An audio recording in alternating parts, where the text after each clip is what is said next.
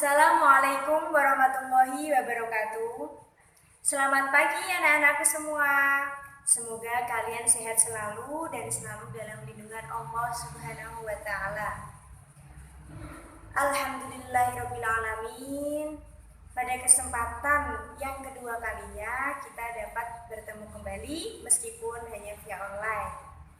Nah, anak-anakku semua, di pertemuan yang kedua ini kita akan mempelajari tentang bab apa?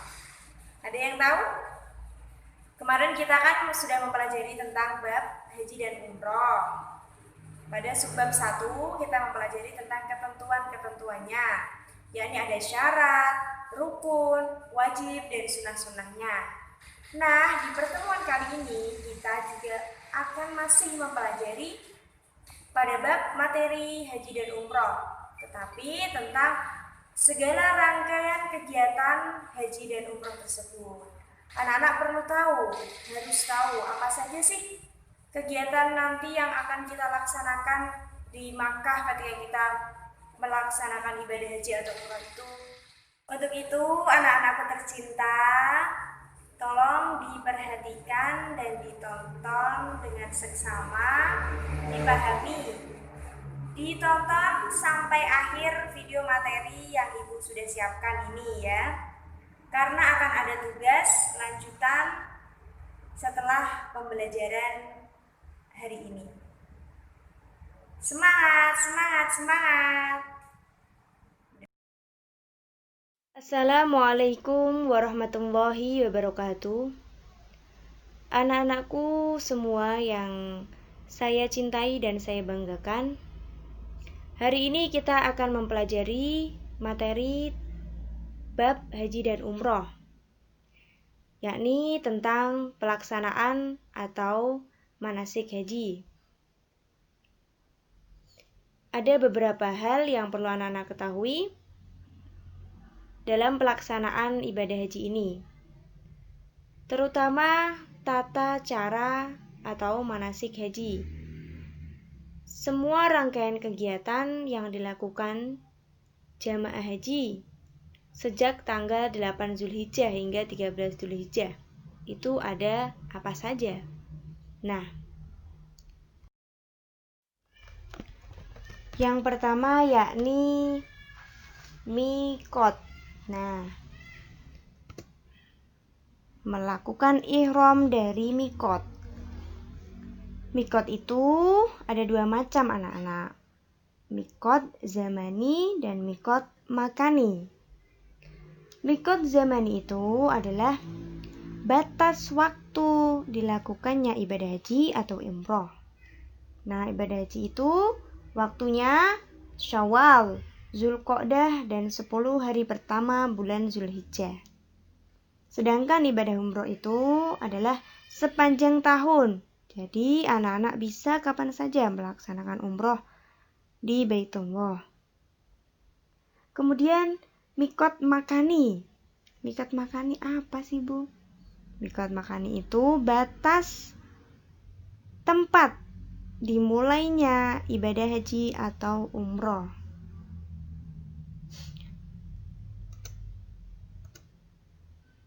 Jadi yang pertama, kita sudah harus mengetahui terlebih dahulu, kita akan memulai ibadah haji itu dari miqat mana.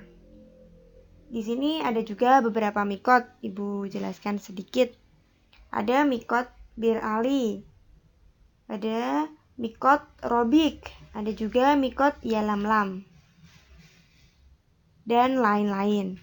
Nah, ketika sampai miqat makani, kita diharuskan mandi janabah, mandi besar, bersuci, dan tidak lupa untuk berwudu.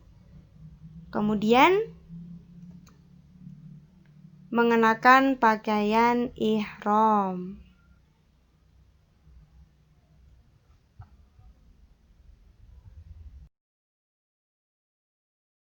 Nah, ini untuk laki-laki, pakaian ihram. Ada 2 helai buah kain. Yang pertama Untuk sarung digunakan di bagian bawah, disarungkan. Kemudian kain yang kedua digunakan di bagian atas. Untuk menutupi lengan bagian kiri hanya dilipat seperti ini saja. Nah, untuk perempuan cukup dengan menutup seluruh badan kecuali muka dan telapak tangan. Harus terlihat muka dan telapak tangan. Pakaian warna putih. Niat haji. Mari kita baca bersama-sama. Bismillahirrahmanirrahim. Labbaik Allahumma hajja.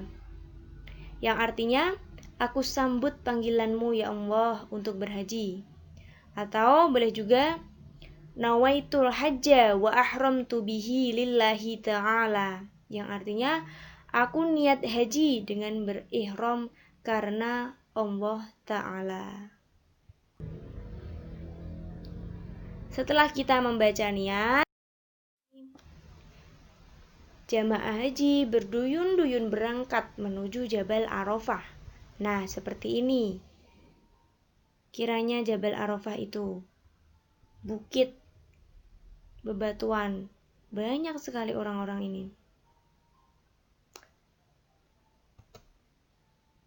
Namanya adalah wukuf. Wukuf di Arafah. Kemudian apa sih Bu? Kenapa sih Bu? Apa yang akan kita lakukan di sana? Nah, anak-anakku semua, wukuf ini dilaksanakan tanggal 9 Zulhijjah. Jadi sehari setelah kita melakukan mikot. Dimulai dari matahari tergelincir sampai terbenam. Kemudian jamaah menghadap kiblat dan mendengarkan khutbah wukuf. Dan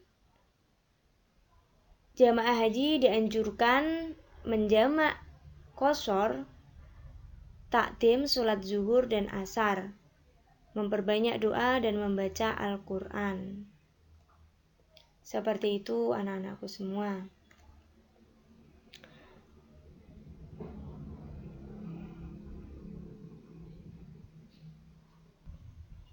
Ketika perjalanan menuju Jabal Arafah ini, jamaah haji laki-laki dianjurkan membaca talbiyah dengan suara keras.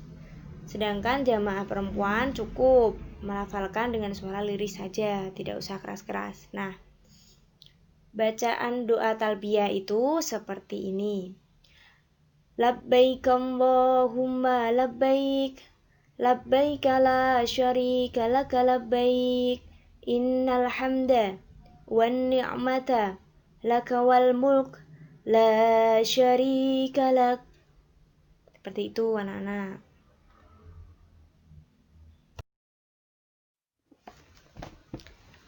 Selanjutnya yaitu mabit di Musdalifah.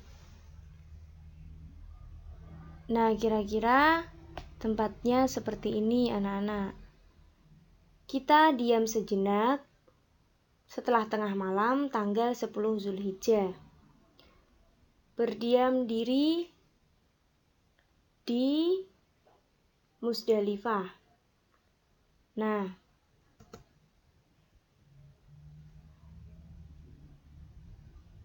setelah menyelesaikan wukuf di Arafah, tepatnya pada tengah malam sampai fajar tanggal 10 Zulhijjah itu,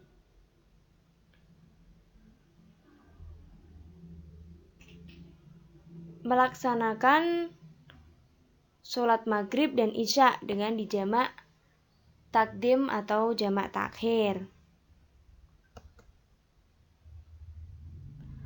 Kemudian memperbanyak bacaan zikir. Dan jangan sampai lupa mengambil batu kerikil paling sedikit 70 butir untuk persiapan melempar jumroh keesokan harinya. Jadi di sini kita bermalam hanya cukup 1 malam di sini. memperbanyak zikir kepada Allah Subhanahu wa taala. Selanjutnya yakni melempar jumroh akobah, yakni mabit di Mina. Ini dilaksanakan tanggal 10 Zulhijjah.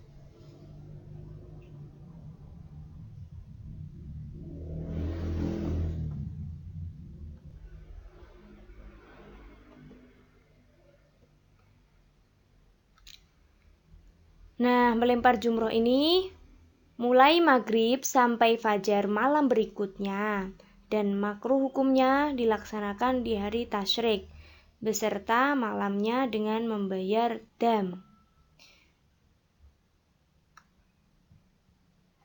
Kemudian mulai matahari terbenam, hari nahar atau hari raya Idul Adha sampai hari tasyrik dengan membayar dam.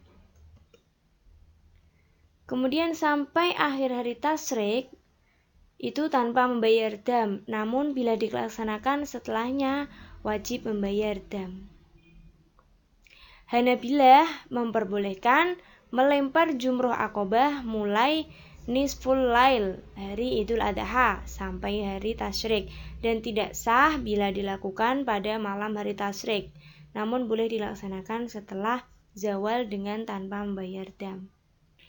Nah, di sini kita melempari tugu akobah sebagai simbol untuk mengusir setan dengan kerikil sebanyak 7 kali. Seperti itu anak-anakku semua.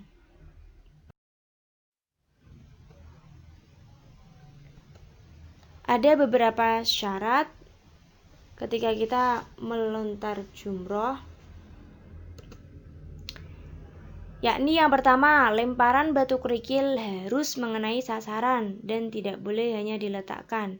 Jadi itu dilempar ya, dilempar harus sampai masuk ke dalam tempat di bagian sisi tugu tadi. Kemudian yang kedua, harus menggunakan batu, tidak boleh lainnya.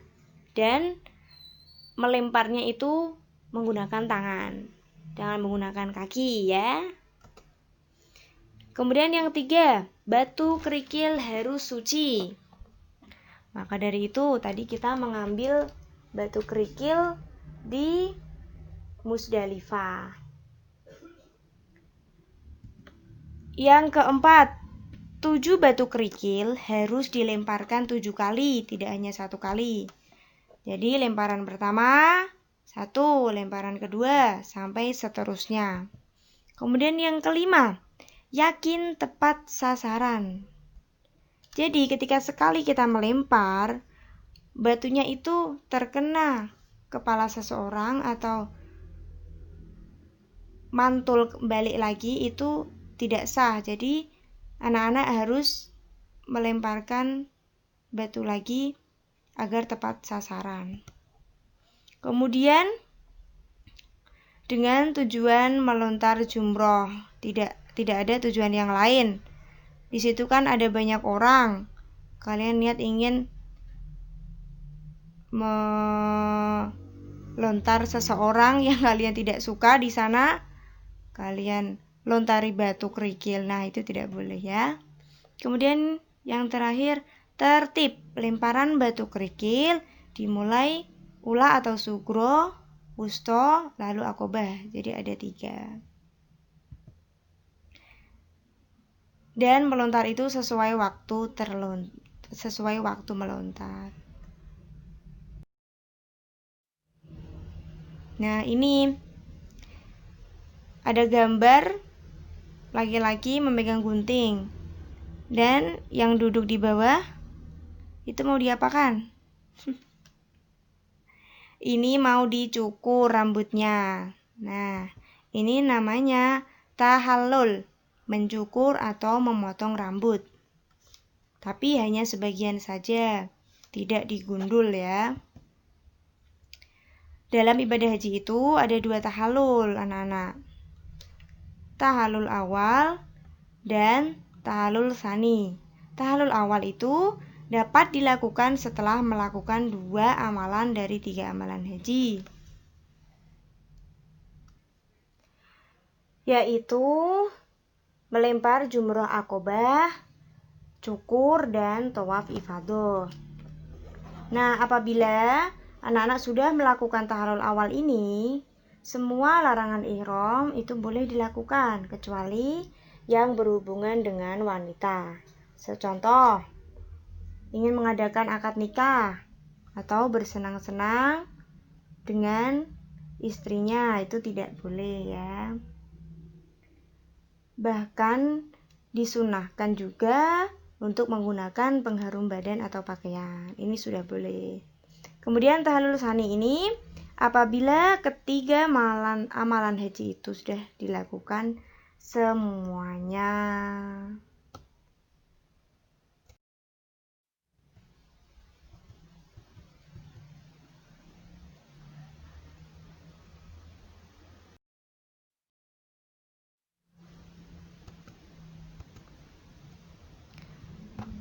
Kemudian syarat-syarat atau wajib tawaf yang perlu anak-anak ketahui ketika akan melaksanakan tawaf. Yang pertama itu suci dari hadas, baik di badan, pakaian, maupun tempat yang kalian lalui. Yang kedua, menutup aurat. Nah, ini penting. Kita tetap memakai pakaian ihram ya. Kemudian yang ketiga, dilaksanakan di dalam Masjidil Haram. Kemudian berjalan ke depan, dilaksanakan 7 kali putaran, dimulai dari Hajar Aswad dan diakhiri dari Hajar Aswad. Ka'bah harus berada di sebelah kiri. Nah, ini yang paling penting. Jangan salah posisi. Kemudian seluruh badan dan pakaian harus berada di luar Baitullah, Hajar Aswad, dan Sadzirwan. Tidak boleh kita ketika melakukan tawaf itu berada di dalam posisi Hajar Aswad atau berada di dalam Ka'bah yang warna hitam tadi itu. Kemudian ada niat tawaf. Nah, sunnah untuk ibadah haji dan umroh termasuk tawaf qudum untuk haji ifrad ini. Nah, kemudian menjaga niat tawaf selama pelaksanaan tawaf.